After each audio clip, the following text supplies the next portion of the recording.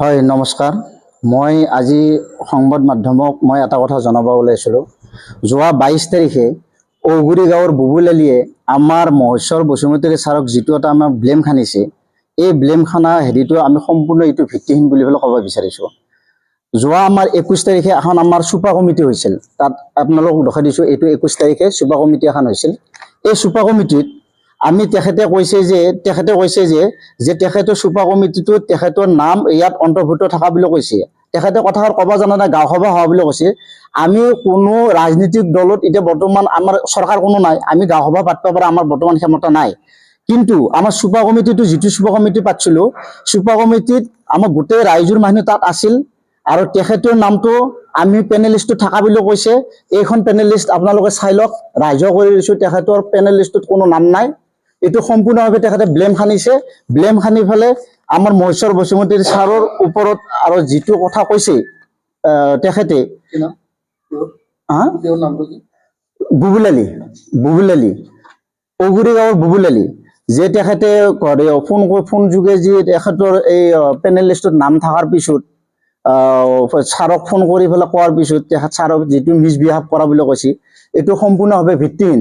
কিন্তু মই জানাত ছাৰক তেখেতে আমাৰ বেলেগ প্ৰাইমাৰীৰ পৰাই কেইজনমান ল'ৰা গৈছিল ছাৰৰ ঘৰত যোৱাৰ পিছত তেখেতেও গৈছিল। তেখেতে একবাৰ উঠে একবাৰ বহে, ছাৰে সেইকেইজন ল'ৰাৰ লগত কথা পাতি আছিল। ছাৰে ভাবিছে এইজন ল'ৰাৰ লগত কোনোদিনে মই কথা পাতি পোৱা নাই, বহি পোৱা নাই, একো হেৰি কৰি পোৱা নাই। ছাৰে ভাবিছে তেখেতসকলৰ লগত অহা বুলি পেলাই ভাবিছে। কিন্তু সেই কথাটো তেখেতে উঠি পেলাই যাই পেলাই ছাৰক ফোন কৰি পেলাই মিছবিহেভ কৰি পেলাই ছাৰক কৈছে কি আপুনি মোক গুৰুত্ব দিয়া নাই, মই ভুৱনেশ্বৰ কলিতাক জয় কৰা মানুহ, মই থানেশ্বৰ বৰক জয় কৰা মানুহ এটা সময়ত, গতিকে আপুনি মোক কোনো গুৰুত্ব দিয়া নাই। এই কথাটো কোনো মহেশ্বৰ বসুমতাৰী ছাৰক তেখেতে কৈছে। কিন্তু তেখেতে মই জানাত সম্পূৰ্ণ দলৰ লগত কোনো নেমচু পাৰ্টিৰ লগত আছে কি নাই কিন্তু তেখেতৰ কথা এইটো, কিন্তু মই জানাত তেখেতক আমি UPPL বুলি জানো। আৰু দুদিনমান ছাত্ৰ সংগঠনৰ লগতো যাব, দুদিনমান UPPL লগতো যাব, যাই পেলাই ইটো দলৰ পৰা পইচা খুজিব, সিটো দলৰ পৰা পইচা খুজিব। তেখেতে মোৰ তাত 20 তাৰিখে গৈছিল। 20 তাৰিখে যাই কেনে মোক কৈছিল যে আপুনি মোক 5,000 টকা এটা দিয়ক। তেখেতে কৈছিল, বুবুল আলীয়ে কৈছিল। তেতিয়া মই কৈছো কি মই 5,000 টকা কি মই ঠিকা লৈছো নেকি তোমাক? তাৰপিছত কৈছে কি নহয় মোক 5,000 টকা এটা লাগিব। কিন্তু মই কৈছো কি নাই, মই এটা কোনো পইচা দিব নোৱাৰো। আৰু সিদিনা যিদিনা আমাৰ 21 তাৰিখে মিটিংখন হৈছিল, সেইদিনাখনে মোক তেখেতে বাৰেক ফোন কৰিছিল, কিন্তু মই তেখেতক ৰেছপন্স দিয়া নাই এই পইচা কটাৰ কাৰণত। তাৰে পিছত এই পইচাটো নিদিয়াৰ কাৰণত এই সম্পূৰ্ণ এই লিষ্ট তেখেতৰ পেনেল লিষ্টত এইখন পেনেল লিষ্ট এই পেনেল লিষ্টত নাম থকা বুলি পেলাই তেখেতে যিটো এটা ভুৱা প্ৰচাৰ কৰিছে, এইটো সম্পূৰ্ণ ভিত্তিহীন। আৰু এটা তেখেতে কথা এটা কৈছে, মই আপোনালোকক ক'ব বিচাৰো যে মহেশ্বৰ বসুমতাৰী ভৱিষ্যতে কি কাম কৰিব। তেখেতে ক'ত আছিল আজি এবছৰৰ মূৰতে আছিল, তেখেতে আছিল কিবা জাগা বুলি কৈছিল এইটো সুন্দৰী খালত আছিল। এবছৰৰ পৰা আহি পেলাই কেইজনমান ছাত্ৰ সংগঠনৰ ল'ৰাৰ লগত ঘূৰি কেনে আছে। আৰু মহেশ্বৰ বসুমতাৰী কি কাম কৰিছে, কি কাম কৰা নাই, ভৱিষ্যতে কি কাম কৰি থৈ গ'ল তেখেতেতো একো নাজানে। তেখেতৰ ৰাইজৰ চুপতে তেখেতে ৰাইজৰ মাজতে সুধি লওক মহেশ্বৰ বসুমতাৰী কি কাম কৰিছিল।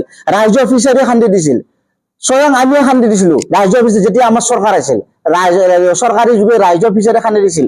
তেখেতে যিটো মছজিদত নামাজ পঢ়ি আছে, সেই মছজিদৰ বাউণ্ডাৰী ৱাল বনাই দিছিল কোনো মহেশ্বৰ বসুমতাৰী ছাৰে। আৰু তেখেতে কৈছে যে ভৱিষ্যতে কি কাম কৰিব। তেখেতে আজি যিটো এটা UPPL দলৰ লগত ঘূৰি পেলাই 2-4টা কাম কৰি আছে, তাতে কাম কৰি আছে। তেখেতৰ পবিত্ৰ MCL সোধক তেখেতে কি কাম কৰিছে। গতিকে এইবিলাক কথা সম্পূৰ্ণ ভিত্তিহীন আৰু তেখেতৰ কোনো লেভেল নাই, একো নাই। গতিকে এনেকুৱা ধৰণৰ কথা ভৱিষ্যতে তেখেতক নকবলৈ আমি BPF দলৰ পৰা আমি সকিয়ানি দিছো। আৰু ভৱিষ্যতে যদি কয় তেখেতৰ ওপৰত আইনী ব্যৱস্থা কৰি ল'ম বুলি পেলাই আমি তেখেতক জনাই দিছো। BPF দলে সম্পূৰ্ণ আমি সঁহাৰি পাইছো। আৰু BPF দলে মোটামুটি আগন্তুক আমাৰ 30 নং গোৰেশ্বৰ সমষ্টিত মহেশ্বৰ বসুমতাৰী ছাৰে টিকেট পাব বুলি সবে আশা কৰি আছে। আৰু আশা কৰিলে নিশ্চয় মহেশ্বৰ বসুমতাৰী ছাৰে টিকেট পালে আমি নিশ্চয় বৃহৎ সংখ্যা ভোটত আমি ওলাই গুচি যাম।